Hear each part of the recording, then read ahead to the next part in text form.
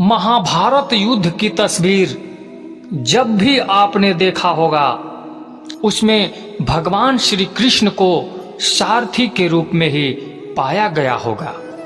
दरअसल महाभारत के महायुद्ध से पहले ही श्री कृष्ण ने कह दिया था कि वह महाभारत के महायुद्ध में शस्त्र नहीं उठाएंगे और न युद्ध करेंगे।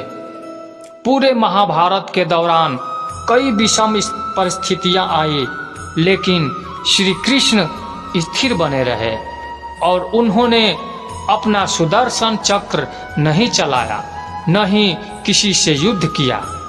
बस एक बार ही युद्ध के आरंभ में भीष्म की मनोदशा और इच्छा का सम्मान करने के लिए और अर्जुन को कर्तव्य का बोध कराने के लिए श्री कृष्ण ने रथ का पहिया हाथों में उठा लिया। ऐसे में अर्जुन ने श्री कृष्ण के चरण पकड़ लिए और श्री कृष्ण से रथ का पहिया रख देने के लिए कहा। सवाल उठता है कि आखिर श्री कृष्ण ने युद्ध न करने की बात क्यों की? क्यों खुद को युद्ध से अलग रखा? क्यों वह महज पार्थ यानी अर्जुन के सारथी बनकर मार्गदर्शक बने रहे? आइए जानते हैं इस रहस्य युक्त सवाल का जवाब। महाभारत युद्ध के इस रहस्य को जानने से पहले भगवान श्री कृष्ण और अर्जुन के पूर्व जन्म को जानना होगा। पौराणिक कथाओं के अनुसार भगवान श्री कृष्ण पूर्व जन्म में नारायण थे और अर्जुन नर थे, जिन्होंने बद्रिका श्राम यानी बद्रीनाथ में नर और नारायण पर्वत पर तपस्या की थी। नारायण और नर दोनों ही भगवान विष्णु के अंश से ही उत्पन्न हुए थे, क्योंकि उस समय सूर्य भगवान के एक असुर भक्त दंभोधव ने सूर्यदेव की तपस्या करके उनसे 1000 कवच का वरदान मांग लिया था। इस कवच के साथ यह भी शर्त थी कि 1000 साल तपस्या के बाद ही कोई इस कवच को तोड़ सकता था और जो भी इसे तोड़ता वह स्वयं भी मर जाता। इस वरदान को पाकर दंभोधव अपने आप को अमर मान बैठा था और देवताओं और मनुष्यों पर अत्याचार कर रहा था। नर और नारायण को दंभोधव ने युद्ध के लिए ललकारा। तब नारायण ने दंभोधव से युद्ध किया और 1000 साल के युद्ध के बाद आखिर नारायण ने असुर का पहला कवच तोड़ दिया, लेकिन कवच तोड़ने के साथ वह स्वयं भी मृत्यु को प्राप्त हो गए। तब नर ने उन्हें महामृत्युंजय मंत्र से जीवित कर दिया और दंभोधव से युद्ध करना आरंभ कर दिया। यह युद्ध भी 1000 साल चलता रहा और नर ने असुर का दूसरा कवच तोड़ दिया।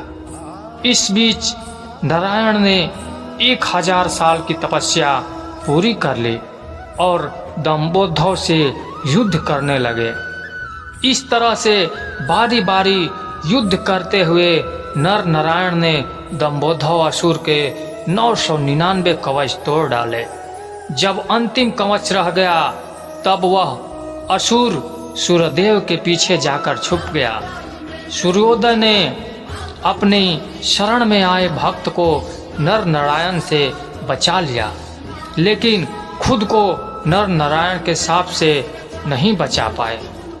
नर नारायण ने सूर्यदेव से कहा कि आपका यह भक्त द्वापर में आके अंश से उत्पन्न होगा और तब आपको अपने पुत्र की मृत्यु का शोक भोगना पड़ेगा।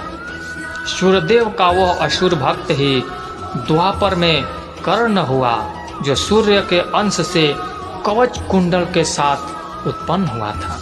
नर ने 1000 वर्ष की तपस्या पूरी कर ली थी और दंभोधव से अंतिम युद्ध करने की उनकी बारी थी। इसीलिए नारायण ने अर्जुन से कहा था कि यह महाभारत का युद्ध तुम्हारा युद्ध है, तुम्हें ही यह युद्ध लड़ना होगा। इस युद्ध में मैं मार्गदर्शक ही हो सकता हूँ। इस युद्ध को जीतकर तुम्हें कीर्ति की प्राप्ति होगी और धरती का सुख प्राप्त होगा। तुम अपना युद्ध नहीं लड़ोगे तो मैं भी तुम्हारी मदद नहीं कर पाऊंगा, क्योंकि कर्ण का वध तो केवल अर्जुन ही कर सकते थे, क्योंकि सूर्य के वरदान के कारण दंभोद्धव को वही मार सकता था जिसने 1000 वर्ष तपस्या की हो। और कर्ण अगर जीवित रह जाता तो महाभारत युद्ध पांडव नहीं जीत पाते। इसलिए श्री कृष्ण ने अर्जुन को युद्ध करने के लिए कहा और स्वयं पार्थ के सारथी बने रहे। महाभारत युद्ध में भगवान श्री कृष्ण ने स्वयं युद्ध न करके अर्जुन से युद्ध के लिए आगे किया। इसके पीछे एक रहस्य यह भी है कि भगवान कहते हैं मैं तो मार्गदर्शक हो सकता हूँ, बुद्धि रूपी रथ का सारथी हो सकता हूँ, लेकिन हर व्यक्ति का जीवन में अपना अपना युद्ध होता है और जो अपना युद्ध स्वयं नहीं लड़ सकता भगवान भी उसकी मदद नहीं करते हैं। इसलिए हमेशा यह समझना चाहिए कि जब युद्ध हमारा है तो यह हमें ही लड़ना होगा। ईश्वर हमारे बदले आकर युद्ध नहीं लड़ेंगे। अगर सत्य की लड़ाई करेंगे तो ईश्वर सारथी बनेंगे और अगर असत्य की ओर से युद्ध करेंगे तो आपके सारथी भी नहीं बनेंगे और फिर कौरवों की तरह विनाश होना तय है।